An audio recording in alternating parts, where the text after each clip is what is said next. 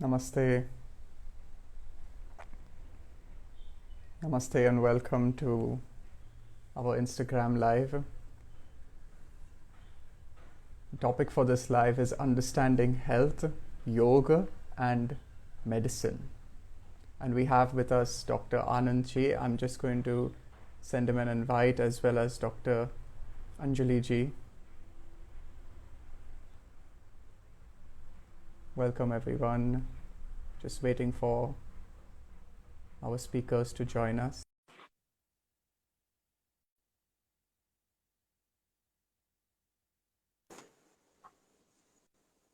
Namaste. Namaste. A pleasure to be with you. Pleasure. I'll just send an invite to Anjali ji as well. Yes.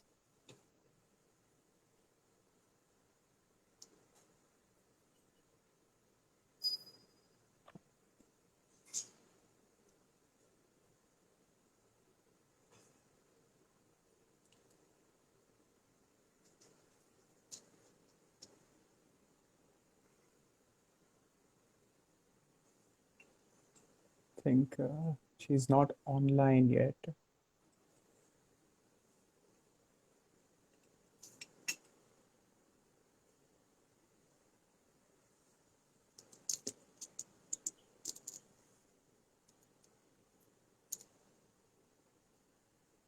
Okay, we'll wait for Anjali ji to join us shortly. How are you, Dr. Anand? Doing excellent. Looking forward to today's session. The audio's good, the video's good, and looking forward to a wonderful time. Wonderful. Yes, it's all good from my end as well. I can hear you clearly.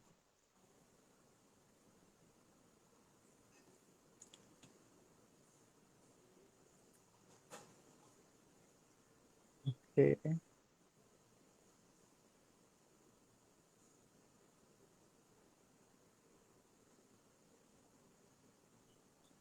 Still waiting for, can't see Dr. Anjali, but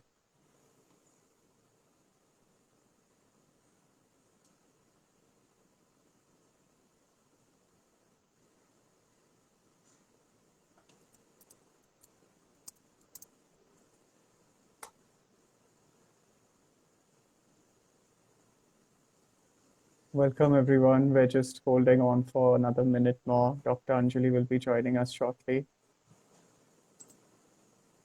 Hello, Anjali Malani ji. Welcome Komal. Welcome everyone. Yes, we have a very interesting discussion. Just waiting for our other speaker to join as well, and then we'll begin. Kindly be patient for a few moments with us.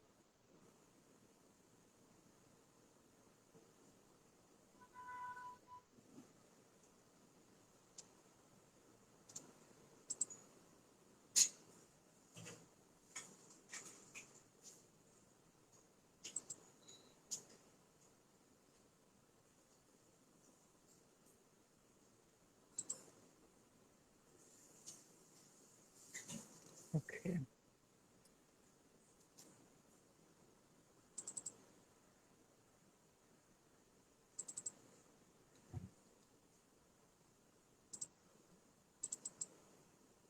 I've sent her the invite.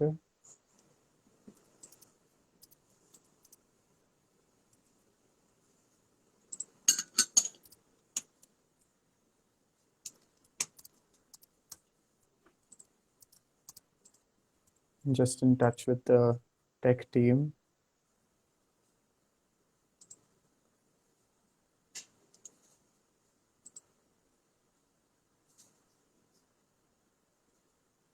Just wanted to say hi to everybody who's joining in and looking forward to this conversation.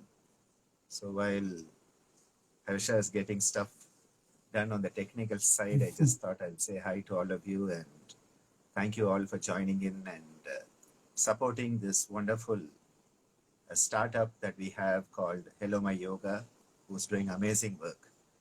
So it's wonderful to have all your support and hope that this conversation today will be one that enriches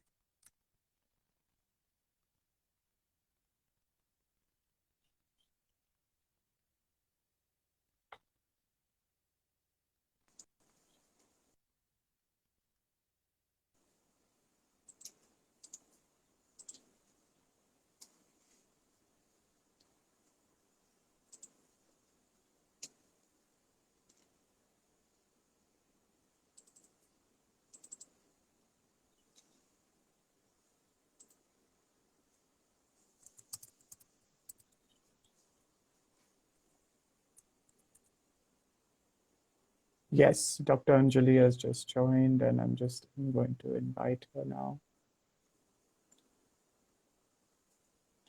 Okay.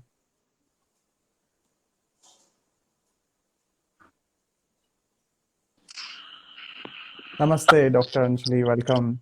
Namaste. Welcome. Yes, So we nice were to. waiting for you. I couldn't receive any request, but it's fine. We are done.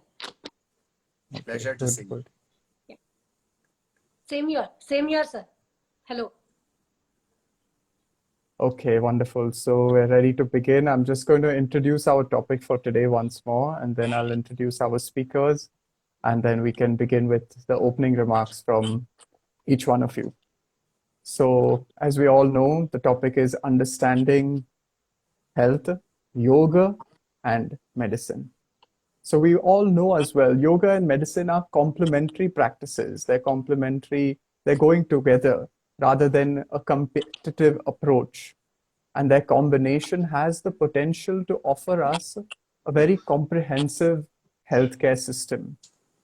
While modern medicine has a lot to offer us in terms of the treatment, management of acute illnesses and emergency situations, yoga too has a lot to offer us in terms of preventive, promotive, as well as rehabilitative procedures.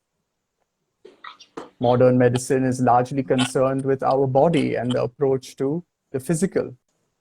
But in yoga, the approach is holistic. We have the theory of the Panchakosha, and therefore the yoga theory goes beyond physical to the pranic, to the mental, to the anandic levels of our being. So therefore we have these two different approaches, and we're here to discuss these different approaches and how they complement each other. So we have with us for this discussion Dr. Anjali ji. Dr. Anjali is the founder of EndoClinic in Pune and is a practicing consultant endocrinologist over there. She is passionately involved in patient care, research, education, awareness, as well as she forms curriculum for various academic courses for doctors, in addition to outreach community-based activities. She has contributed several chapters in diabetes and endocrine textbooks as well, and has many publications in prestigious medical, national, as well as international journals. So we welcome you, ma'am. Thank you for taking the time to be with us. And as well, we have with us Dr.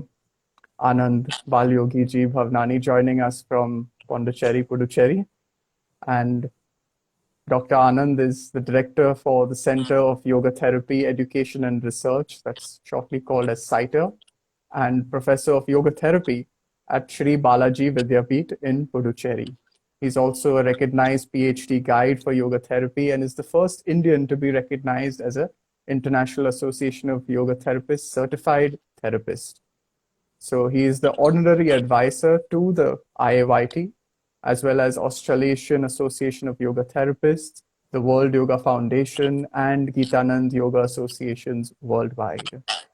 He is working very closely and with the expert, as part of expert communities in the Ministry of Ayush and several other important committees such as Technical Committee for the Yoga Certification Board, the expert committees for celebration of the International Yoga Day, and the Yoga and Diabetes Program.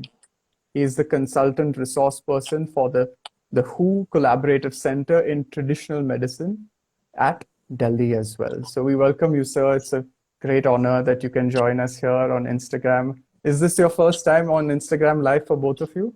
Yeah, for me it is first. Okay, good. I've done a couple of Facebook lives, but Insta first time. Okay, welcome to the Instagram family and the Instagram community. So over to you, Anjali ji, for your opening remarks on the topic, and over to you. Thank you so much, Mr. Harshvardhan, for bringing out this topic. Thank you, Yogi ji, for being here to share the stage. So a very wonderful topic when I discussed with Shivani and we came up with this topic, understanding health, yoga and medicine. I think if we have a proper understanding of these terms, our expectations as well as acceptance of these terms becomes very easy. So what do we what I plan to discuss in this topic is these three terms, that is health. What do we understand by health? Then medicine. What do we know, or what do we expect from medicine and a doctor?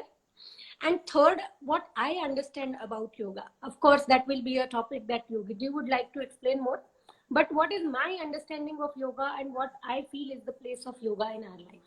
So coming to the first term, health, in 1948 in modern medicine, WHO said that health means complete physical, mental and social well-being, right? Not just absence of disease or infirmity. And later many people added to that there is a spiritual component of health, emotional component of health, and now they are also including financial component of health. So it's a widespread profile where physical, mental, emotional, social, spiritual and economical aspects of life are concerned. And as compassionate human beings, we want this for everyone on the earth, right? Looks like to be a task, isn't it? For a second, if we also say that we have all achieved this, will that mean that total health is achieved? Now, nothing else. But that's also not true. We have experienced that during COVID times, that everyone got affected, everyone on the earth, of course, human beings, got affected by the situation, either physically, mentally, financially, or in many aspects, socially, right? So there is another aspect of health that is included in the definition sometimes, and that is an ability to adapt to a situation or to an infirmity or something that comes up that you do not anticipate or expect in your life. So what does exactly health mean? It's an integral part of our existence is what I will say. It is who we are and how we live, not only as an individual, but as a whole society. So as a physician working in metabolic disorders, I often come across patients who have diabetes for many years, are on medications, and also leading a healthy life. They do their exercises, they do proper nutritional consultations and planning. They lead a healthy life, have a very good social, emotional, physical, economical health, right? And there are another set of patients who do not feel well. They can't explain what exactly is going wrong with them. They go from one doctor to another, do number of tests, they do scans and all that. Doctor says everything is normal, but they do not feel well. That is the fact. So whom I would call healthy? The person who is on medicine and leading a better life, healthy life, happy life, or someone who's not on medicine but is somehow not feeling healthy in themselves. So there is a debate over who would be more healthy. Behaviorally also we say that walking is healthy, but certain social situations like COVID, we were declared criminal if we walked during the lockdown. So these things sometimes are not absolute. To be absolute, one can be healthy or unhealthy. But to be more inclusive, I would say you might have a disease, you might have an ailment, and you can still live a healthy, quote unquote, healthy life, isn't it? There is a third aspect to this, a third set of patients who come to me with whom I discuss longevity. That if you want to live longer, you need to do all these things. Then the people say, no doctor, why do you want me to live for 100 years? What will I do for 100 years? Isn't it? So there is a very important aspect of health, and that is a social aspect. And that is why they say that we need to have focus on two factors. One is how we are with ourselves, whether I feel healthy or not, whether I feel happy or not, and what kind of role we play in the society or in the community or in the family for that matter. For me, it's important to be healthy because I want to play my role as a doctor. I want to be healthy because I want to play my role as a mother, as a wife, or as a caretaker of a lot of people. So it's important that you are at best of your full potential, and then you are able to play your role or responsibility in your family, community, society, or whatever group that you are part of. So I think a health would mean that you achieve your full physical, mental, emotional, psychological, financial potential, and then you play your role and responsibility in the group that you are living with. So that is wellness in its fullest definition. Coming to the second term, medicine or doctor.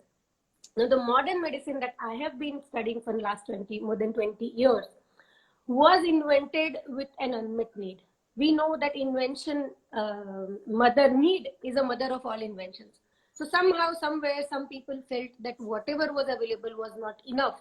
And that is why a new invention in form of medicine was created, and that is allopathy. Allopathy means something that is not similar to what is available. So it's a new thing. That's all it means. And it is based on the concept of a drug or a medicine given to a patient, which will be proved before giving to the patient that it causes more benefit than harms. It doesn't mean it will not cause any harm, but it will cause more benefits than harms. So these kind of experiments are done first on laboratory, then they are done on animals, and then they are done on human beings to make sure that they do more benefit than harm. So what are these drugs? They can be chemicals which treat some disease or treat some abnormal function in the body. They can be a supplement or to a deficiency in the body, or it can be an external agent to kill the external organisms that are invading our body, like we know, antibacterial, antifungal, and those kind of things.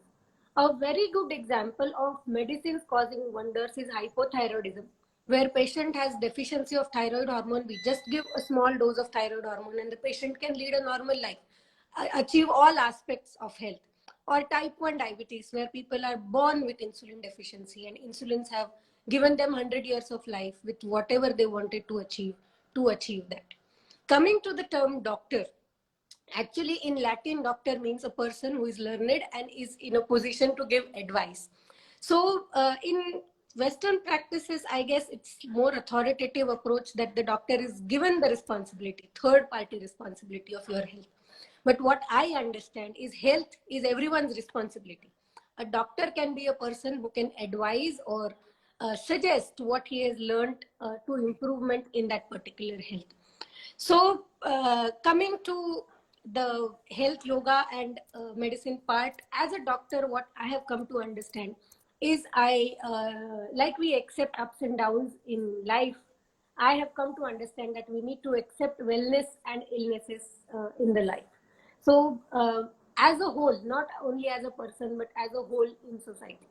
So I have been doing yoga for last so many years. I'm thankful to I'm thankful to my teacher Abhay Davkhedkar for that. He has been teaching me yoga. I am trying to teach, learn. I don't know whether I have learned or not, but I have been trying to learn. So when I tried to understand metabolism, I read a lot of books apart from the medical books that are Indian philosophy, Darshan Shastra, what we call. My sister is Ayurveda, so we keep discussing Ayurveda with her.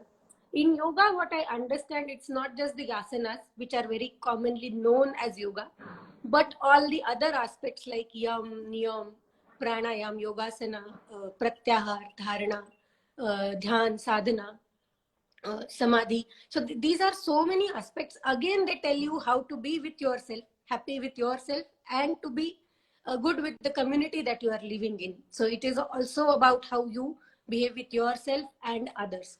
But I would like to know more from Yogiji about how yoga is. So from whatever I discussed, I would say that a perfect 360-degree health is a long journey. We have been trying to achieve that from ancient times to today. And I would say will take a long time to reach there. Not only in our lives, but in generations together, it is going to take time to reach the 360 degrees perfect health. So whatever can help us in reaching there is welcome, whether it is medicine, whether it is yoga, whether it is herbs, whether it is chemicals, whether it is inventions, whether it is talking, because in modern medicine, apart from medicine, we also talk about behavioral therapy, which also speaks about me, you, and future. And that is what we all talk about. So I guess whatever helps us as a humanity to reach towards this 360-degree perfect health is welcome, is complementary, and should be used. And we all need to be accepting towards each other. With that, I would like to hand over to Harshvardhan again, and eager to listen to Yogi ji over this. Thank you so much, Anjali ji. That was really very nice summation to each of the topic words: health, medicine, and yoga. and a very comprehensive approach of each one of them and how we're all actually moving towards the same goal of what we can say maybe as total health or complete health or 360-degree health. And yes, in whatever ways we can approach this and make it a very so they're all complementing each other. So as you said, whether it's herbs or whether it's any of the other things that we have today that can help us to achieve this state of total health, we should be able to uh, use that to our benefit. I believe we are having some technical issue Connection with issue. Anandji joining. Just one moment. I'm just going to try and get him back on for us.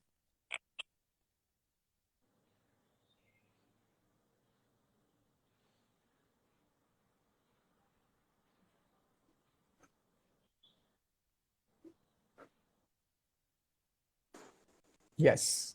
Yes, Dr. Anand. Yeah, I Can you think I hear us? lost. Yeah, I think I lost the signal for a few moments there. Are you able Yeah, to? it's okay. There is some low network connection from your end, but we have you and we can hear you right now. So Perfect. Anjali ji just gave us a nice brief about the topic, and I'm gonna I request you heard the now last to part. I heard yes, the last part where she talked about metabolic disorders and discussing with a sister who's practicing Ayurveda. So I got up to there without a problem, and then I think I lost connection. I just that's summed up okay. after that saying Mm, that whatever is needed to achieve a 360-degree perfect health, which still looks elusive, is welcome. mm. Yes, I think we're having some network connection. Connection issue with him. Connectivities seems to be low. We'll just hold on and hopefully it is yes. Yes, Dr. Anand. Yeah. Yes, actually, I So don't know over why to I'm you for saying your this. opening remarks now. Yeah. Hopefully, the Akasha Devatas, the internet gods, will be propitious to me here.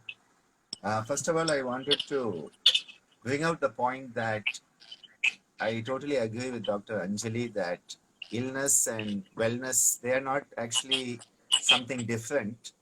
They are a big continuum. And I think this continuum is what we need to understand rather the presence or absence. Because often in this world, we look at the world with duality, dichotomy. So if you are ill, you are ill. If you are well, you are well. And there's nothing in between. Like they say, east is east and west is west, and the twain shall never meet. Well, they meet in many places.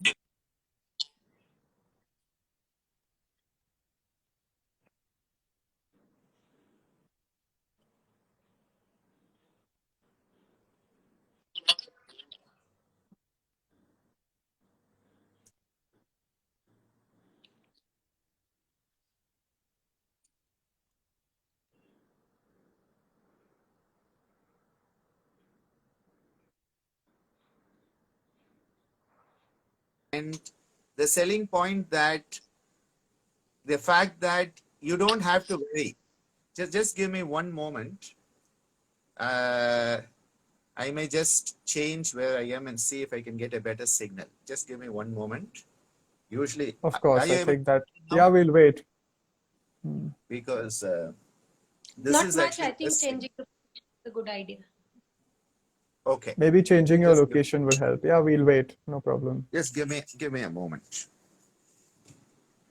I will just see whether coming back to my usual place on the roof may be a better option.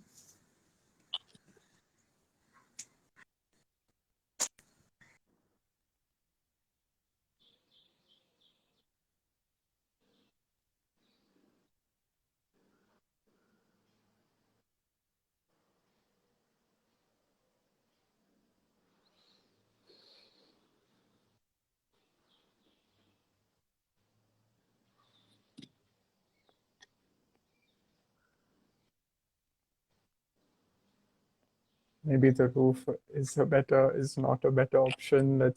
Mm. We're going to be waiting for that. Mm. Anjali ji, you're joining us from your house in Pune. Yes. Okay. Wednesday afternoons are generally for talks. That's Okay. how I've Nice. scheduled things. Good. Yes.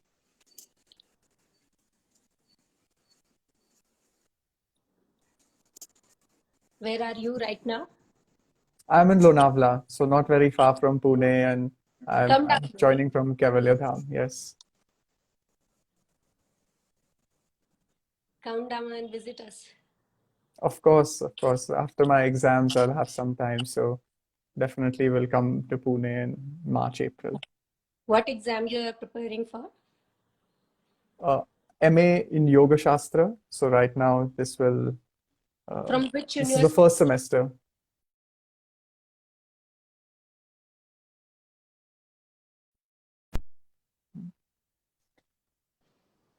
Dr. Anand, I'm not sure if you can hear us.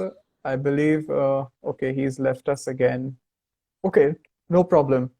We'll wait till he can join us back, and we'll move to the next part of this discussion, which is a question that I had for you, Anjali ji, and related to something more particular, because we have a outbreak in the world right now. It's like a pandemic of diabetes as well, and I just wanted to address this field because you are also an expert in this field, and you talk about diabetes reversal, and you talk about it through using medicine, through using complementary methods as well.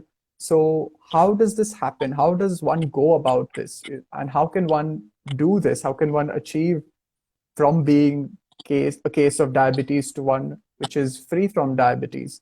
How do they do it? There's the medicine, sometimes insulin has to be taken, some pills have to be taken a few times a day. So just can you brief us about this, and what is the role of that you think yoga plays out here? Right. See, what diabetes means is we all know that blood glucose going up is diabetes, right? So there is a whole system of metabolizing what we are eating. One moment. I believe, Yeah, some I can. really, he's joining and leaving us. I think there's some problem. Okay, please continue. Yes. I think I should be fine now. You can Yeah, just I say. think Okay. he's very nicely now. Okay, I can't see you though, but I believe I can hear you. You can hear me well? Yeah, I can hear you well. So it's possible there's just a Okay, lower bandwidth. that's okay. Yeah. So we can continue then with you, I Dr. can Anand. see you. Yes. Yes. I can see Yeah, you. yeah. Okay. Okay. Perfect. So I will just start from where I started off so that there's a continuity. Hmm. First of all, what we need to understand is that yoga doesn't depend on any drug. Yoga doesn't depend on any pharmacological agent. And because it is a non-pharmacological approach, it fits into each and every healthcare system, each and every therapy without any competition. So I think this is the greatest USP of yoga itself. So whether it be allopathy, whether it be homeopathy, it doesn't matter. You want to do magnetotherapy, you can do yoga with it because it's not going to interfere with any of the methodologies. So this is a very important point to keep in mind. The second thing is we need to move from what used to be called alternative medicine or alternative therapies. So you had a system where alternate was either you or me. There was always a competition and antagonism because alternate means duality. As I said, wellness and illness, they are not actually duality. They are all the continuum of the spectrum. Same issue here. When we realized that we started off with alternative medicine.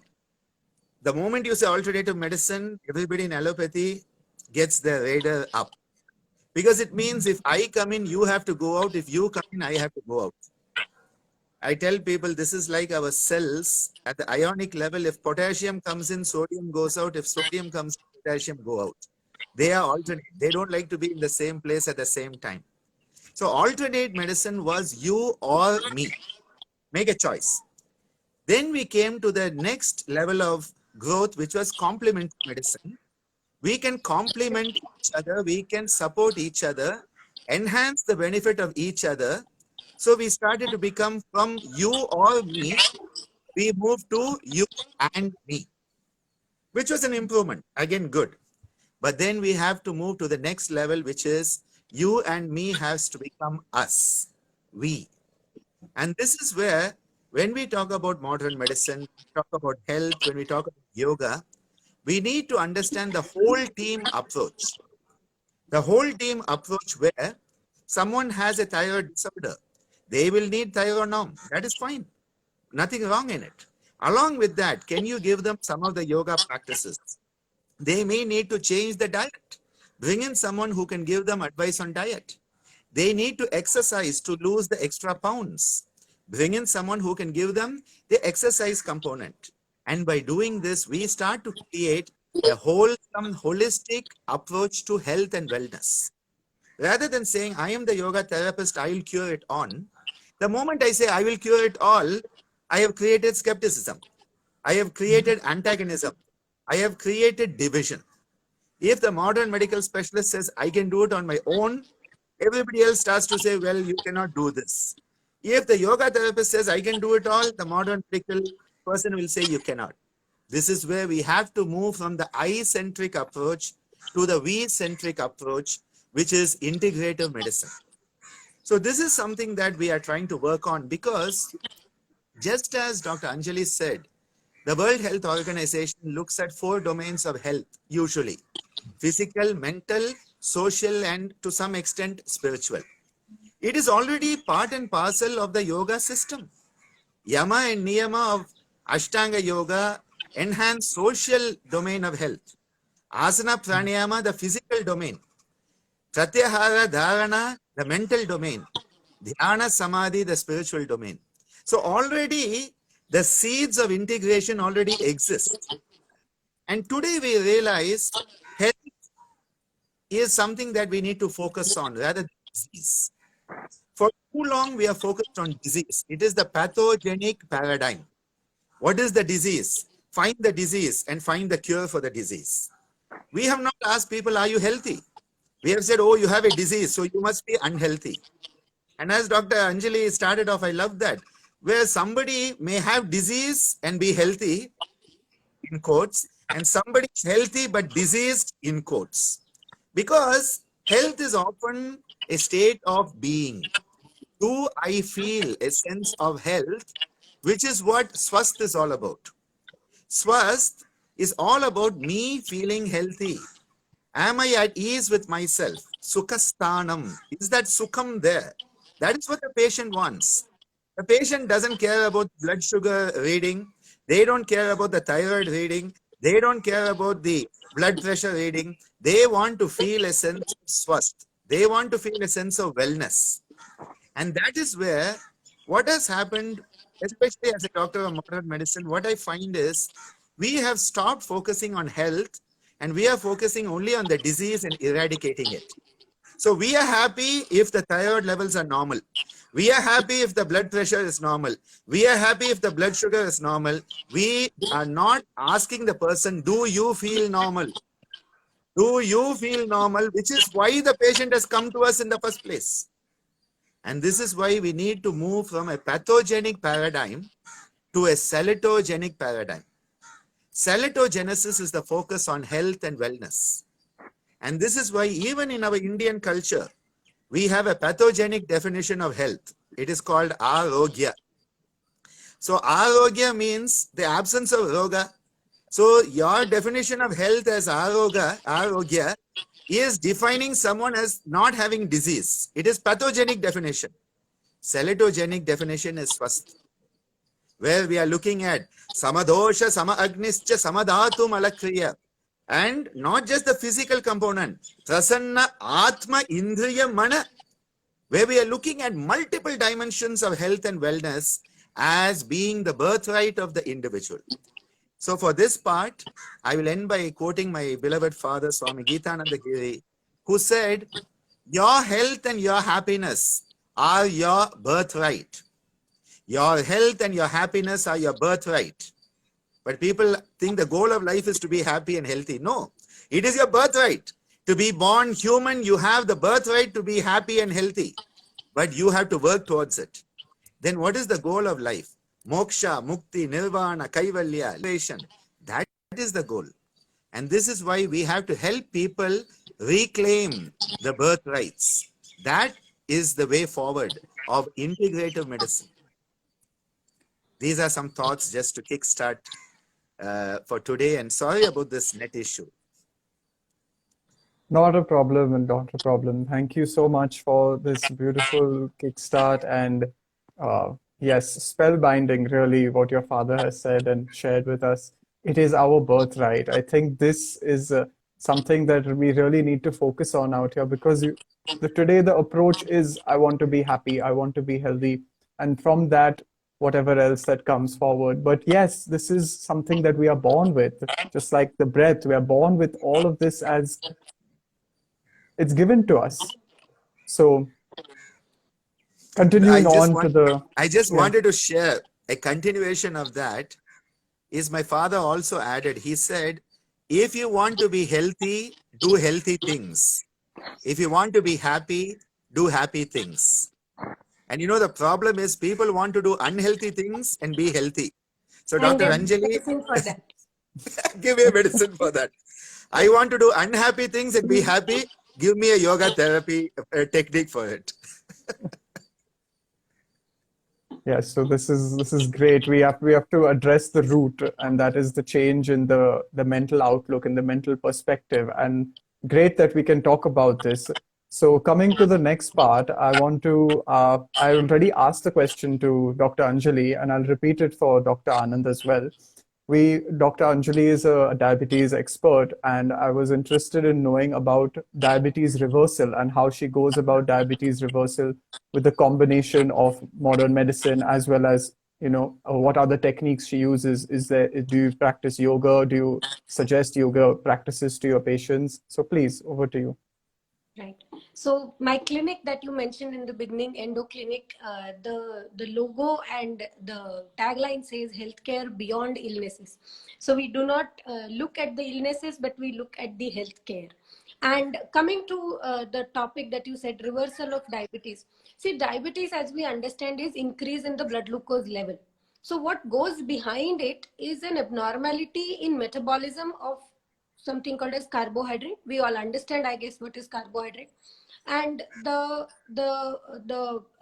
situation where one's body is not able to metabolize the carbohydrate that are eaten to a proper level of blood glucose, which should normally be giving energy to your cells, because carbohydrate is the major source of energy to everything that is happening in your body, from brain thinking to the kidneys filtering to movements, voluntary, involuntary, everything. When this conversion, which is called metabolism, is not happening properly, we call it diabetes, right? So there are many reasons why this happens. There are some what you would say intrauterine and developmental factors which are sometimes responsible for less capacity of someone to metabolize carbohydrates, right? So this is something which has happened when the person was in his or her mother's womb, and the way he was developed, the childhood, the early age, the puberty times. So this can lead to a person who has lesser capacity of metabolizing carbohydrate.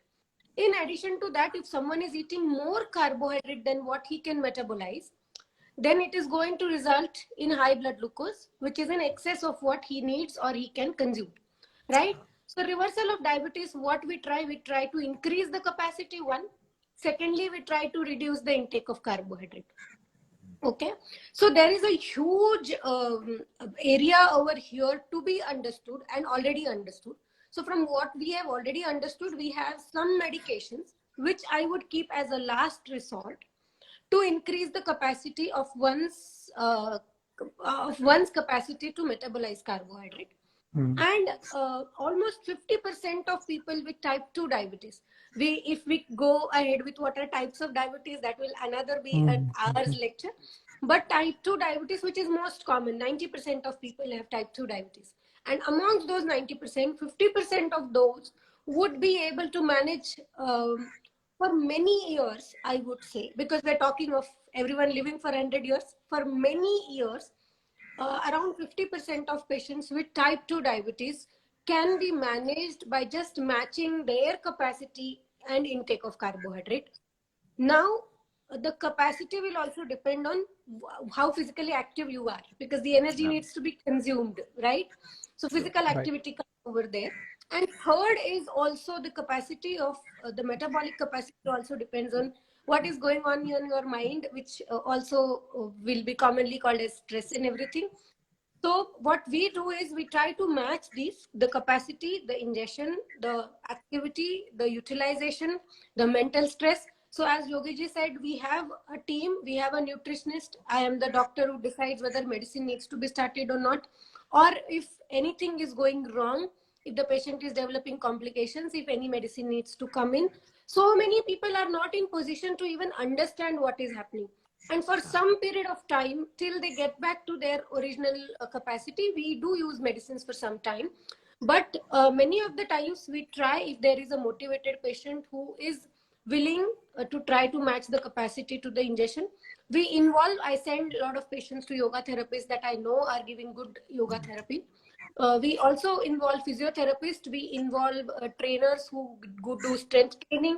Then if required, some patients do meditation. As simple as following their habits, following their joyful things. Like one of my patients felt so happy and had control of blood glucose just by starting embroidery, which she used to do very with a lot of joy in the past. You would not believe, but such things do help. As a doctor, what my aim is to provide the maximum ease with patient, as Yogiji said, with himself and with the things around him. So that is how we try reversal. We try to match the capacity.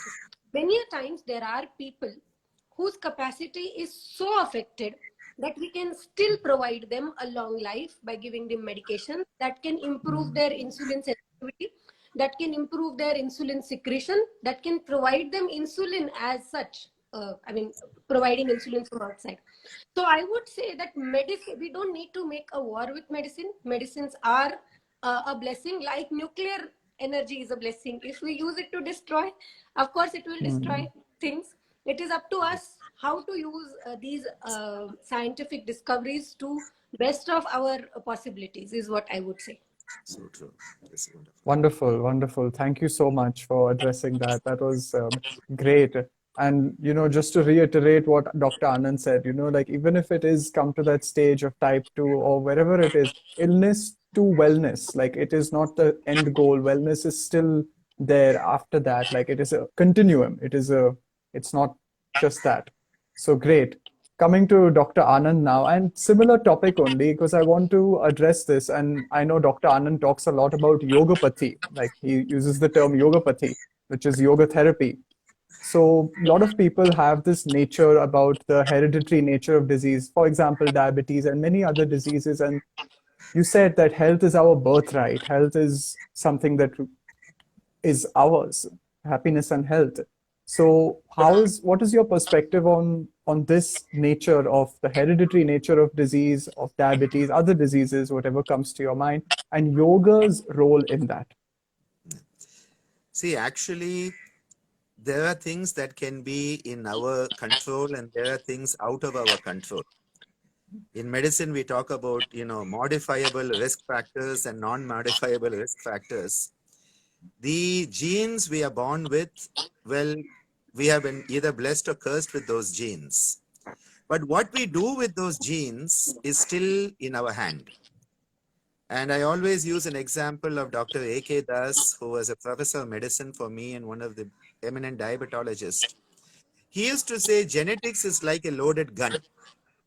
Genetics is like a loaded gun, but whether you pull the trigger or not depends on you.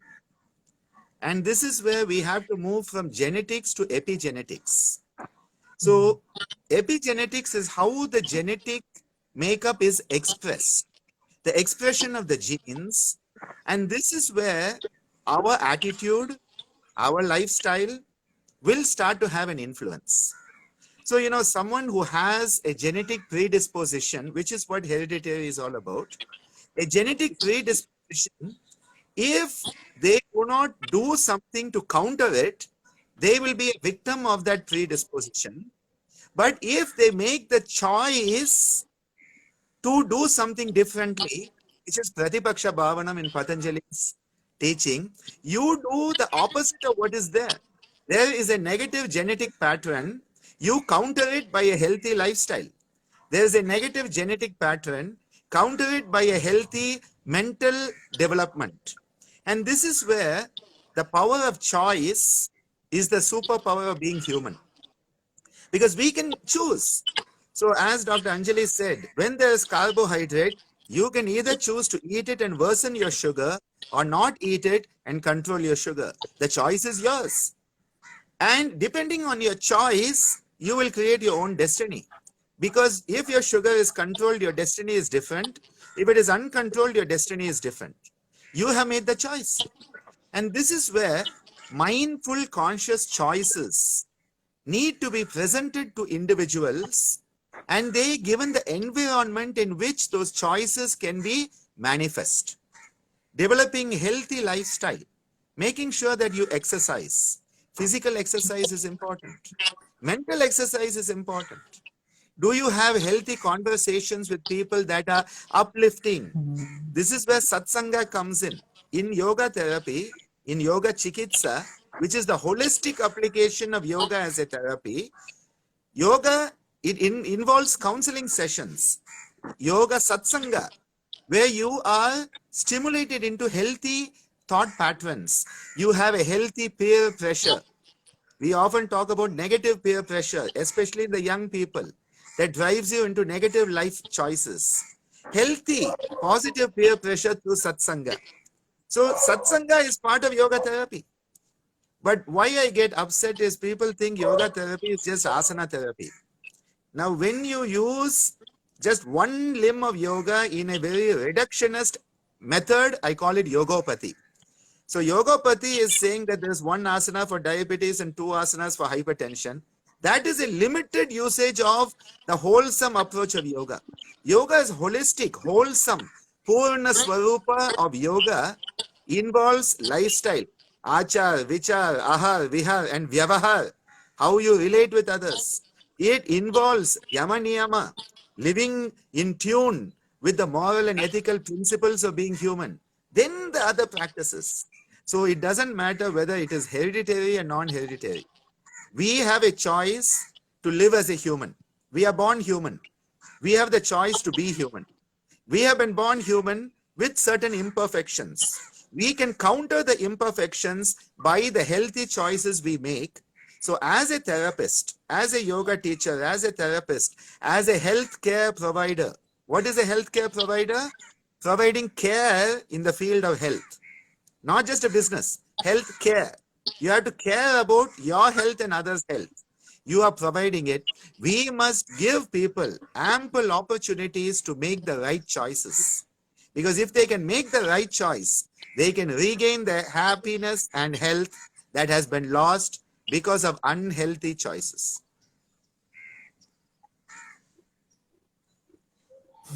Wonderful. Yes, exactly what I wanted you to also speak about the topic of epigenetics, and you touched upon more than just that also. So wonderfully put and wonderfully explained. And yes, the power of choice is our superpower. It is in our hands. We just have to look down and remember this every time. So No, I remember, Harsha, a few years ago, I met a young man. He was living in the USA. And he said, my grandmother recently had an operation for a type of bowel cancer. So they had taken out the bowel part for the cancer. They did a genetic, study of the whole family, which they do in modern countries. Thankfully, in India, we are not so advanced yet to do all this type of stuff. And they did that, and they told him, you have a 90% chance of developing that cancer in the future. So we will do a preventive resection of your bowel, cut out that part of the bowel so you won't get the cancer in the future. So his doubt was, what do you think, Dr. Ananda? He had heard a speech of mine and he said, what do you think? What I told him is, if you eat the same food your grandmother ate, if you do the same thing she did, and everything you follow what she did, not 90%, 100% you will get that cancer. But if you decide to change your diet, if you change your attitude, if you change your lifestyle, you do not have to have that cancer in the future.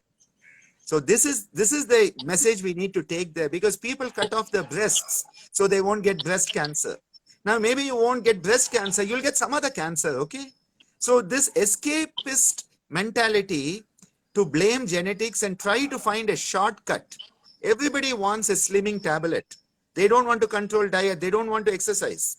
Why is it? Because we human beings are lazy. We always want the easy way out.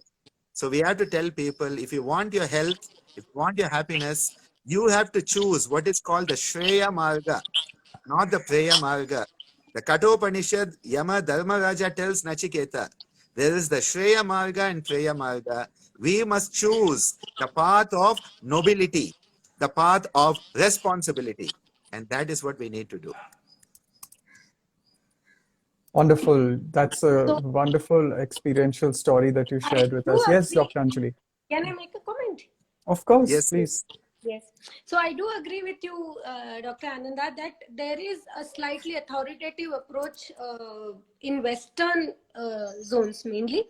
What they are going ahead with what we call as precision medicine, where they would investigate you, do the examinations, do the scans, do the genetic testing, and decide that this is best for you. Right, but I think in India still, in the medical care, we have a very good approach, what we call as personalized medicine, in yes, which the patient has an opportunity to make a choice, which because we don't still have the third party issues in our country, we still have the opportunity to make a choice. And I think what would be best is to provide the knowledge that this is what is there, yes, and be the hand holder. If you choose something else, I would still be with you yes, as a doctor. That's what I absolutely. do. Especially there are so many complicated decisions that we take, especially when someone wants to conceive. So the No, young ladies who are coming to us with a lot of abnormalities in the metabolic parameters, sometimes accidentally getting pregnant, now what to do? yes, So no, there are so many complicated decisions that one needs to take at this time. And what we like to approach this as is providing them all the information that we have on this, and then telling them, make a choice. I will still be with you through your journey, yes, and we will see what happens, because these are all chances, and nobody can really predict what is going to happen in genetics absolutely. in the future. Genetic epigenetic also was a very important point that you made, and now there are so many researchers, they are working on how we can affect the epigenetics to bring the Yes, non-modifiable factors into the modifiable cadre, and see what we can do. So as I said, all these things, as a healthcare provider, as a doctor, my journey, my job is to learn, to study, and provide that information to those who need, and be there with them in their journey, is what we try to do. exactly. That's so beautiful. And this is what humanistic medicine is all about. The humanistic medicine is still alive and kicking in India. And I'm so proud that yet we still have the humanistic medicine is still alive, because the mechanical model has taken over in so many parts of the world. So we must not lose it. We must not lose it. Absolutely. Absolutely. Amazing discussion this is. And I wanted to add one more thing. We have something I think that's called, started off in Germany, but transgenerational healing as well. And that and epigenetics, I feel there's a lot of work that can be done there as well.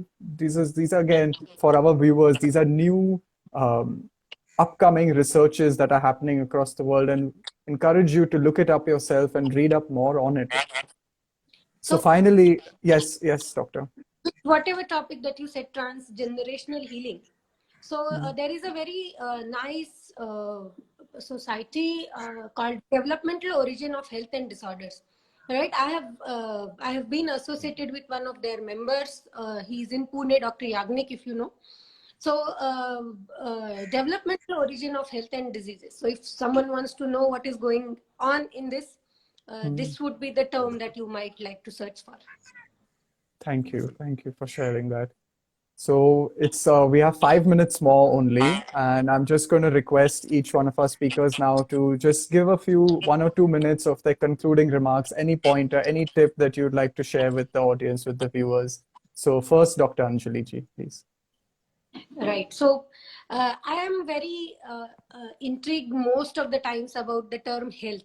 And what I have right now come to understanding is health can be a goal and health can be a tool also, right? So if you are healthy, then it's a goal, it's a tool to use it for something wonderful for others, for yourself. And if you are not well, then it can be a goal. For some time in your life, you can totally dedicate to become healthy, reach that goal, so that with that, you can use that as a tool to do something wonderful around you. And that is how I think we look at health in wellness as well as illness. And as a doctor, I would like to provide whatever I can to people who come to me, to take them to health or use their health to do wonderful things in life. Thank you, Doctor. Thank you so much. Dr. Anand, please. Yes. Thank you for having me here. You know, I think one of the most important messages of the present day is that we need to work towards integration. The world is disintegrating very rapidly. People are taking sides, and it's either you or me. You are either with me or against me. You know, there's so much of this in the world. And this is a breakdown of social health. And when social health breaks down, the individual is not going to be spared. Because when the individual is healthy, the society is healthy. And when the society is not healthy, the individual cannot be healthy also. So we need to realize we are not an island. We are not separate from society. We always say, oh, society has to change. We are society. We are contributing towards society. So each and every one of us is the drop in the ocean. If we want the ocean to be healthy, each one of us has the responsibility to be healthy. If we want the ocean to be loving, we have to be loving. If we want respect, we have to be respectful. If we want compassion, we should be compassionate. If we want help, we should be helpful. Because what we put out is going to come back in society. And I think this is a very important message we need to take forward, that health is not just something that the doctors are to take care of. It is our own responsibility. And when we take the responsibility, hamara jamindari hai, when we take that responsibility, we will start to transform ourselves. When the individual transforms, the society will transform. And as society transforms, the whole of humanity will transform. This is the most important message that we need to have for the modern times. Counter disintegration by sustained integration.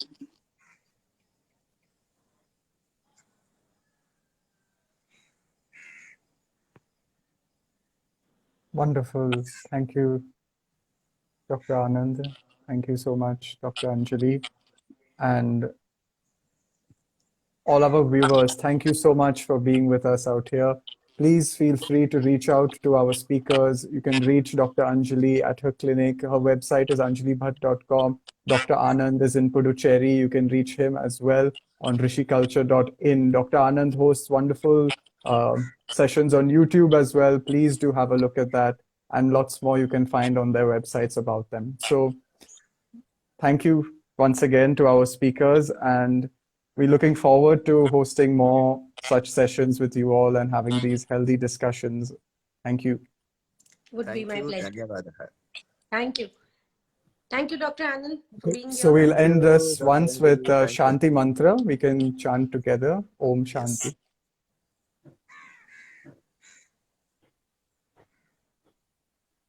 Om Shanti. Shanti. Shanti. Shanti.